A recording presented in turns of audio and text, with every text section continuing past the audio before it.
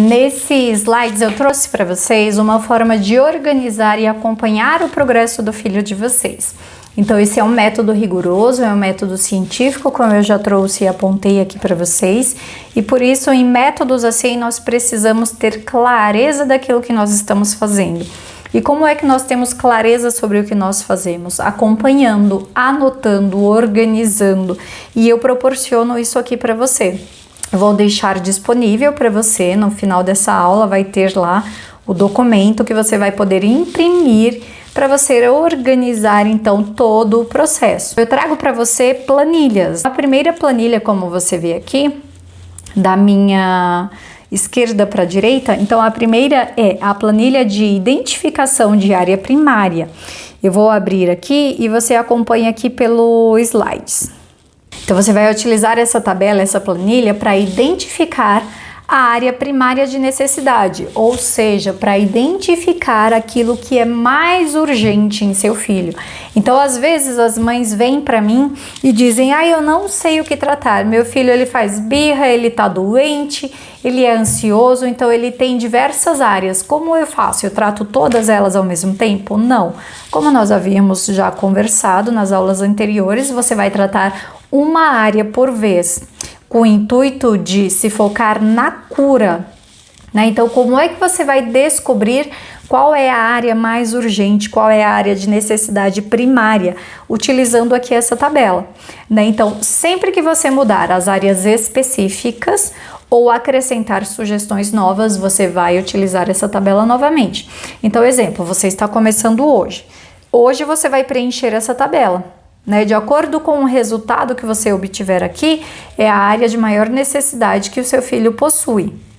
E aí você vai tratar primeiro essa área.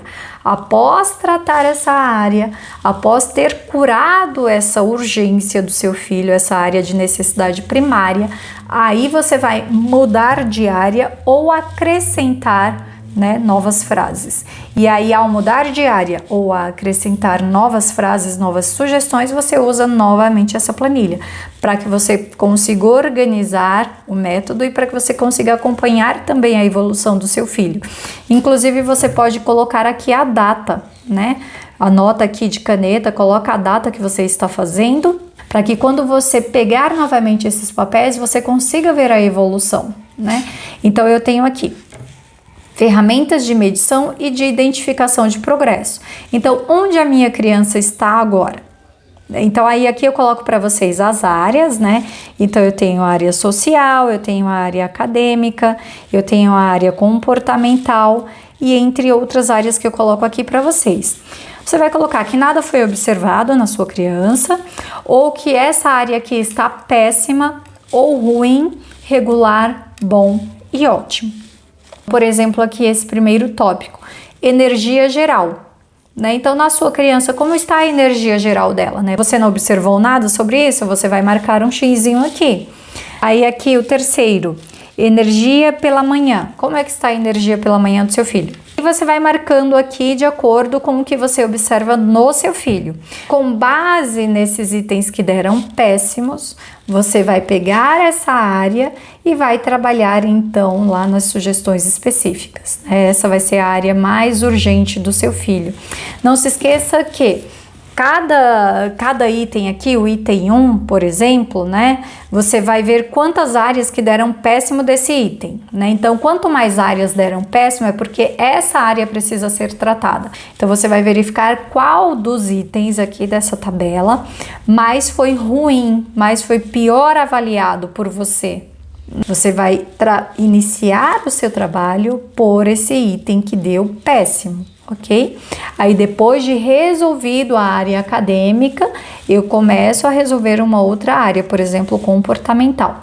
Geralmente nós iniciamos quando a mãe tem dúvida sobre qual área começar, né? Quando ela não sabe qual é o ponto mais urgente no seu filho. Então você inicia sempre pela autocura ou pela área de ansiedade. Ok?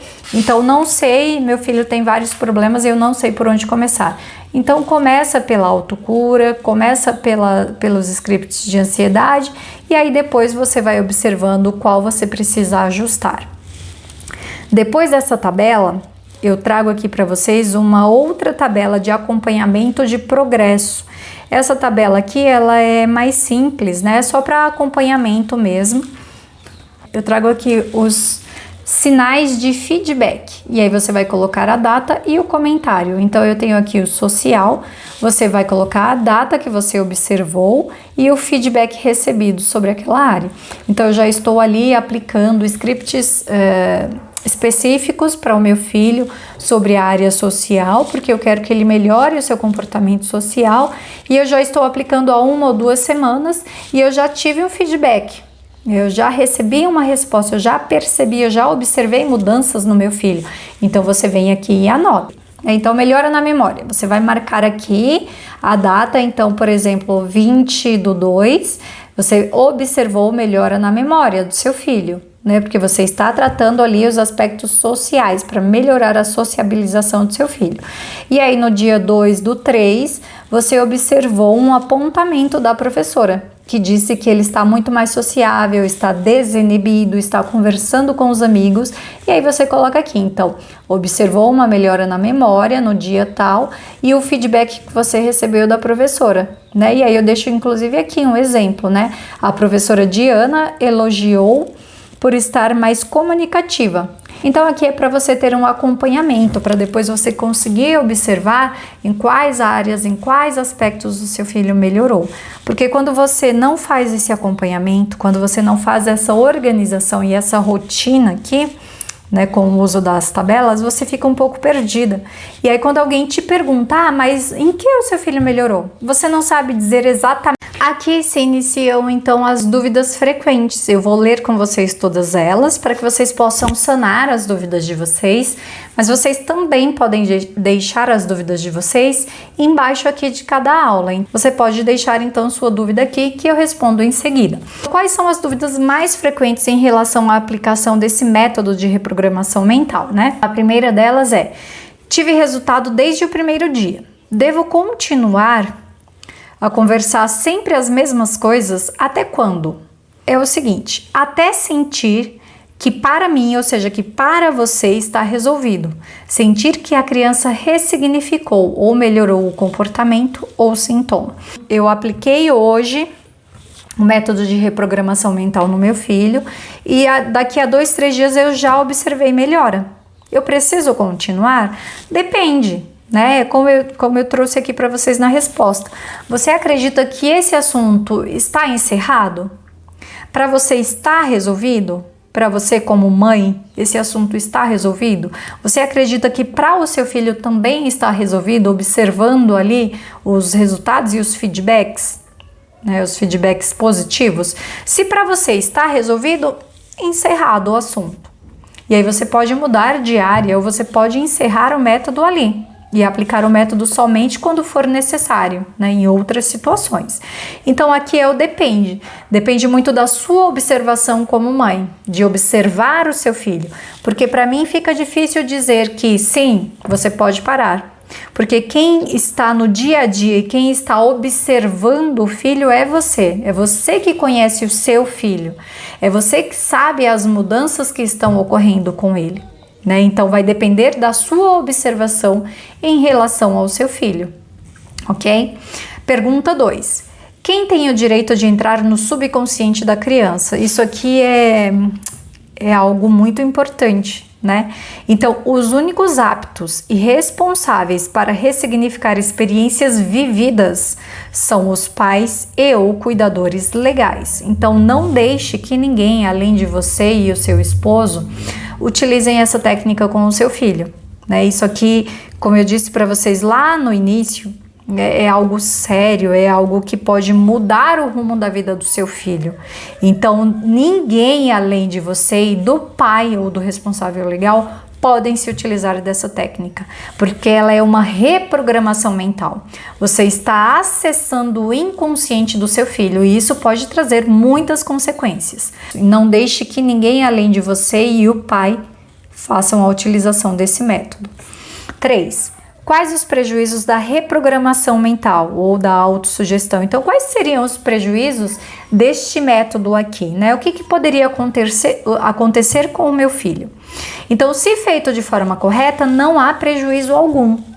Então, se você seguir tudo isso que eu estou trazendo aqui para você, se você seguir todas aquelas regras que eu apontei para você, se você organizar o conhecimento, se você anotar, se você acompanhar o progresso do seu filho, nada de ruim pode acontecer, apenas a cura.